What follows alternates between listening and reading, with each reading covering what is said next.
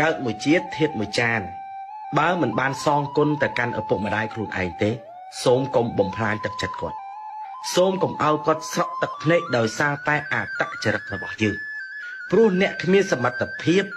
នឹងឆ្លងកាត់មហាសមុទ្រទឹកភ្នែករបស់គាត់ទេអ្នកមិនអាចគេចផុតពីសមុទ្រទឹកភ្នែកដែលអ្នកបានធ្វើបាបកម្មទៅលើឪពុកម្ដាយរបស់អ្នកទេតែបើសិនជាអ្នកធ្វើឲ្យគាត់ស្រក់ទឹកភ្នែកដោយសារតែការជោគជ័យរបស់យើងជាមនុស្សម្នាក់ដែលកតញ្ញូជាមួយគាត់ទឹកភ្នែករបស់គាត់មួយដំណក់វាច្បាស់ជាគ្រប់គ្រាន់ហើយសម្រាប់ការផលិតភ្លើងនៅក្នុងឋាននរក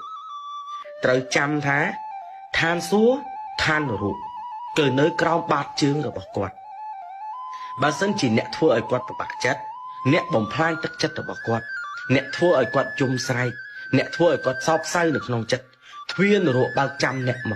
ម៉ោងជីវិតរបស់អ្នកមិនអមតៈទេទោះអ្នកធ្វើបុណ្យតតែរលត់ជីវិតរបស់អ្នកត្រឡប់ទៅវិញក៏ដោយក៏អ្នកនៅតែមិនគេចផុតពីសមុទ្រទឹកភ្នែករបស់គាត់ចឹងត្រូវចាំមួយផែនដីនេះគ្មានបេះដូងណាដែលស្អាតជាងបេះដូងឪពុកម្ដាយដែលស្រឡាញ់សម្រាប់កូនទេសូមកុំបំផ្លាញគាត់បើមិនបានសងគុណ